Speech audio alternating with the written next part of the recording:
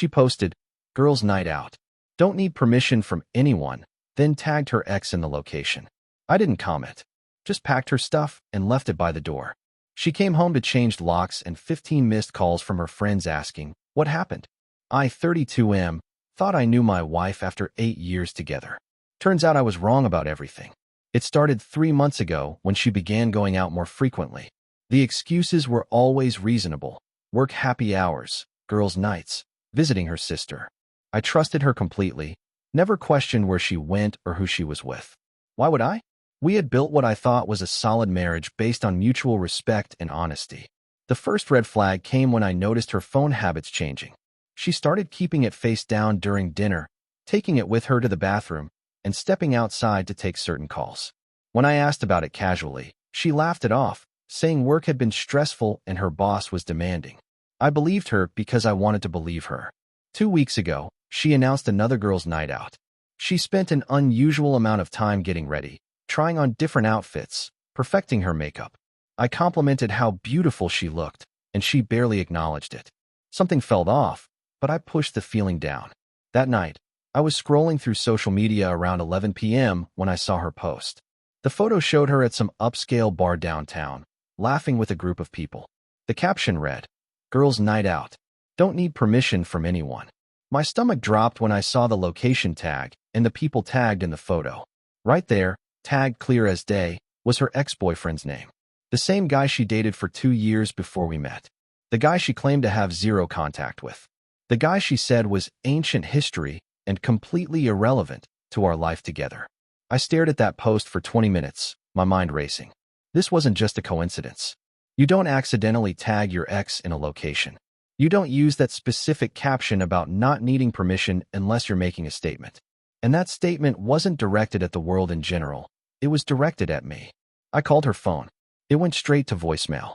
I waited an hour and called again. Same result. By 1 a.m., I knew she wasn't coming home anytime soon. I sat in our living room, looking around at the life we had built together. Wedding photos on the mantle, her books scattered on the coffee table, her favorite blanket draped over the couch. Everything looked the same, but something fundamental had shifted. The trust that held our marriage together had cracked, and I could feel it spreading like a spider web across everything we shared. Sleep didn't come that night. I kept checking my phone, hoping for a text, a call, some explanation that would make sense of what I had seen. Nothing came. She stumbled in around 3 a.m., reeking of alcohol and acting like nothing had happened. When I asked about her night, she gave me vague answers about dancing and catching up with friends. She didn't mention him at all. The next morning, I decided to do something I had never done before. I looked through her phone while she was in the shower. My hands shook as I scrolled through her messages. What I found destroyed the last remnants of my faith in our marriage. Weeks of text conversations with him. Plans to meet up. Complaints about me being suffocating and boring. Discussions about their past relationship and whether they made a mistake breaking up. Photos sent back and forth. Messages that left no doubt about what was happening between them. The most painful part wasn't even the obvious emotional affair. It was reading how she described me to him. I was portrayed as some controlling husband who didn't understand her, someone holding her back from being her true self. Every private moment we had shared, every vulnerable conversation, every intimate detail of our marriage had been twisted into ammunition for her narrative of victimhood. I took screenshots of everything before deleting the evidence of my snooping. I needed proof, but more than that, I needed to see the full scope of the betrayal. It wasn't just about him. It was about how little respect she had for me, for our marriage, for the life we had built together. That day at work, I couldn't concentrate. My colleagues asked if I was feeling all right, and I made excuses about not sleeping well. I spent my lunch break sitting in my car, staring at those screenshots and trying to figure out what to do next. Confronting her seemed pointless. She had already proven she could lie to my face without flinching. Couples therapy felt like a joke when one person had already checked out of the marriage emotionally. By the time I drove home that evening, I had made my decision. I wasn't going to fight for someone who clearly didn't want to be fought for. I wasn't going to beg someone to choose me when they had already chosen someone else. And I definitely wasn't going to let her control the narrative or the timeline of our separation. She was working late that Friday, or at least, that's what she told me. I suspected she was with him, but it didn't matter anymore. I had the house to myself and several hours to execute my plan. I started with her clothes. 8 years of shared closet space, and I knew exactly what belonged to her. I folded everything carefully. I'm not a monster, and I wasn't trying to damage her belongings. I just wanted them out of my space. Dresses, shoes, jewelry, the expensive handbag she bought herself for her birthday. Everything went into boxes and suitcases. Next came her personal items from around the house. Her books, her plants, her decorative pillows that I had never really liked but tolerated because they made her happy. Her makeup and skincare products from the bathroom. Her laptop and chargers from the home office. Her favorite coffee mug, her special tea collection, her yoga mat from the basement. With each item I packed, I felt a strange mix of sadness and relief. Sadness for what we were losing, but relief that I was finally taking action instead of being a passive victim in my own marriage. I wasn't going to wait around for her to decide whether she wanted to come clean or continue lying. I wasn't going to give her the opportunity to gaslight me or make me feel crazy for noticing the obvious signs. The locksmith arrived at 2 p.m. Changing the locks felt like the point of no return, but I was already past that point the moment I saw those text messages. I paid the extra fee for same-day service and watched as our front door was fitted with new hardware. The symbolism wasn't lost on me. She could no longer access the life we had built together without my permission. I arranged her belongings neatly by the front door. Boxes stacked carefully, suitcases standing upright, nothing thrown around or treated disrespectfully. I even included a note explaining that I had discovered her affair and that I wanted her to have time to figure out her next steps without the pressure of living under the same roof. I kept it brief and factual, avoiding accusations or emotional language. The hardest part was removing her from all our shared accounts. Banking, utilities, streaming services, the gym membership we never used. Each click felt like erasing a piece of our shared history, but it also felt like reclaiming my autonomy. She had made her choice, and now I was making mine. By 6 p.m., the house looked completely different. Cleaner, somehow. Less cluttered. More like a space that belonged to just one person instead of a couple. I ordered pizza and ate it while watching a movie she always complained about. For the first time in months, I felt a sense of peace. My phone started ringing around 8 p.m. Her friends, one by one, calling to ask what had happened. Word travels fast in our social circle, and apparently someone had seen her standing outside our house with her suitcases, trying her key in a lock that no longer recognized it. I didn't answer any of the calls. What was I supposed to say? That I had discovered my wife was having an emotional affair and decided to skip the dramatic confrontation phase? That I was tired of being the last person to know what was happening in my own marriage? That I refused to be someone's backup plan while they figured out whether the grass was greener with their ex? She finally called me herself around 10 p.m. I let it go to voicemail, then listened to her message. Her voice was shaky, confused, asking what was wrong and why I had locked her out. She sounded genuinely bewildered, as if she couldn't fathom why her husband might take issue with her secret relationship with her ex-boyfriend. I texted her back with a simple message. Check your things for the explanation. We can talk about next steps when you're ready to be honest. The response came back immediately, a string of messages claiming she had no idea what I was talking about, demanding I let her in, insisting that whatever I thought I knew was wrong. I turned off my phone and went to bed. Update 1. The next morning brought a new wave of drama. My phone had 23 missed calls and 47 text messages. Most were from her, progressing from confused to angry to desperate. A few were from her friends and family, clearly operating with whatever version of events she had provided them. Her sister called me around 9 a.m., demanding to know why I had thrown her sister out on the street like garbage. I calmly explained that I had discovered evidence of an affair and that I had given her plenty of time to come clean about it. When her sister started defending her and claiming it was probably just a misunderstanding, I offered to send her the screenshots I had taken. The line went quiet for a long moment before her sister hung up without another word. Around noon, she showed up at my workplace. Security called to ask if I wanted to see her, and I declined. I wasn't ready for that conversation, especially not in public where she could control the narrative or make a scene. I needed her to sit with the consequences of her actions for a while longer. My boss, who knew both of us socially, asked if everything was okay. I gave him a brief, professional explanation about discovering infidelity and needing to handle some personal matters. He was surprisingly supportive, offering me time off if I needed it, and promising to keep workplace drama to a minimum. That evening, I finally turned my phone back on. The messages had slowed to a trickle, but they were more thoughtful now. She was asking to meet somewhere neutral to talk. She was claiming she could explain everything if I would just give her a chance. She was alternating between apologies and accusations, between taking responsibility and blaming me for overreacting. I agreed to meet her at a coffee shop the next day, but only after she admitted in writing that she had been in communication with her ex-boyfriend behind my back. I needed her to acknowledge the basic facts before we could have any productive conversation about what came next. Update 2. The coffee shop meeting was as awkward and painful as I had expected. She looked exhausted, like she hadn't slept in days.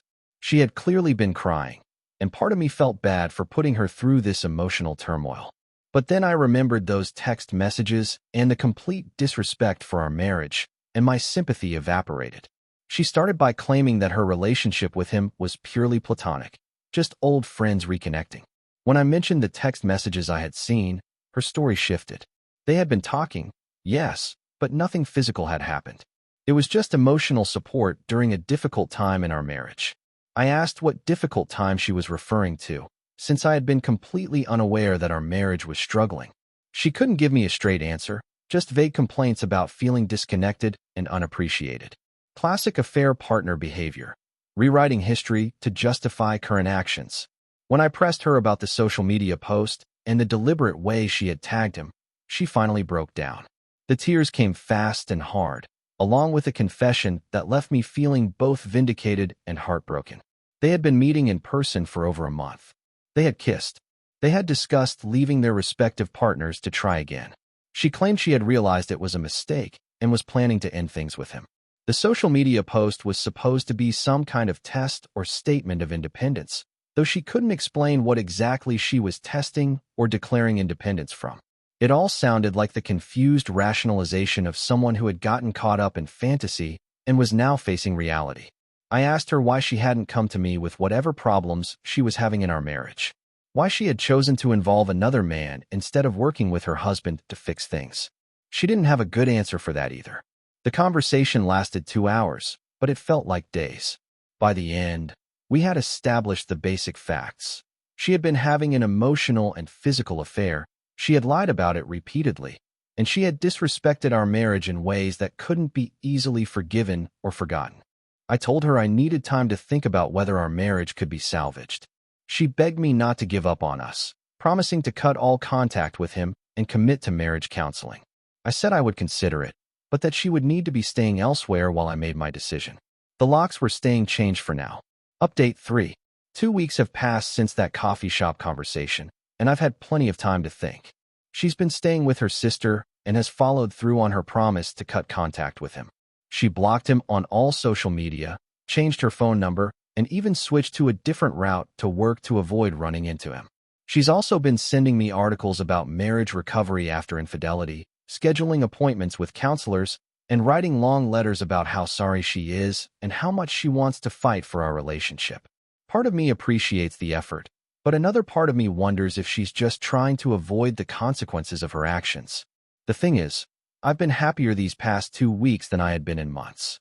The constant low-level anxiety I didn't even realize I was carrying is gone.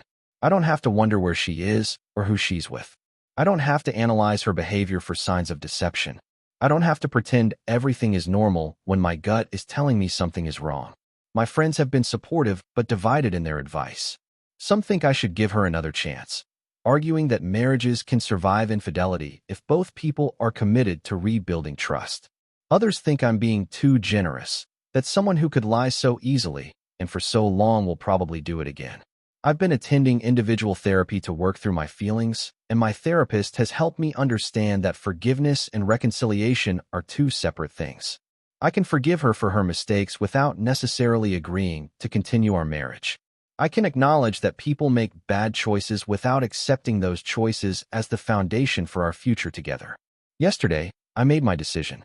I called her and asked her to meet me at the same coffee shop where we had talked before. This time, I came prepared with divorce papers that I had already signed. I explained that while I appreciated her efforts to make amends, I couldn't get past the fundamental breach of trust.